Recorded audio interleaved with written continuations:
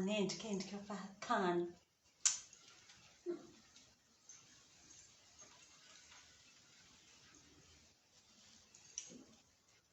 Ino soa?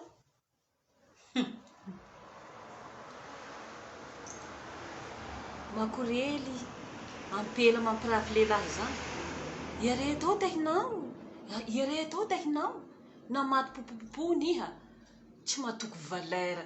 Ampela soa manahaka anao io ka tsy hitady any lehilahy sahaza anao iha. Makorely. Ino ka natao hoe makorely? Hainao natao makorely? Lafa tsy zakako ty raha ataony, lafa zao vozaky ny sovaly azy, na nambitamby azy, nanao zay azo atao azy, lafa tsy tamay iny alako.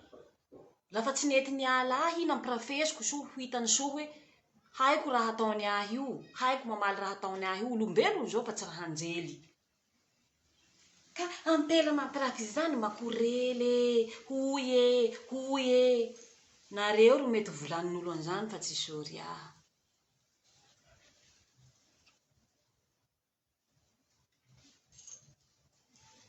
Tsy hainareo aby natao makorely.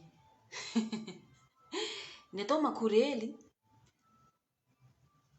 Lehilahy nanaovanao firaisana voalohany, na vehivavy anao, nanimba ny havirijinianao.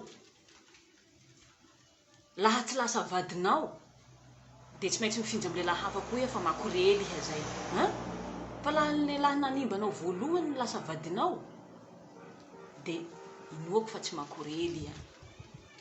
Makorely samy manana ny maha makorely azy. Ao ny pute de luxe, hoe lafa tsy anjarany zany ny premier amoriny, miaraka amin'ny lehilahy hafa i, de luxe zay satria ny antony misy mpanambaly, misy manome voninahitsy, misy manaja. Satria tsy vody toy ro vadia. Azonareo zay? Tsy toy ro vadia. Tsy toy ro vadia.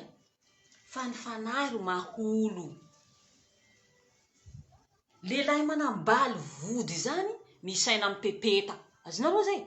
Lehilahy misaina mipepeta manambady vody zany. Fa ny fanahy ro maholo.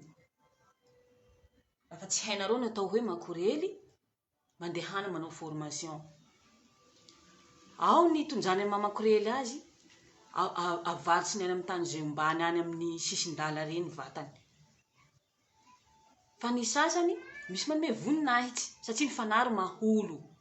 Fa tsy hoe lafa misolo lehilahy iha makorely, misolo lehilahy iha makorely. Fanahy ro maholo fa tsy vody ty ro vadia. Azonareo zay? Mbola fahatany.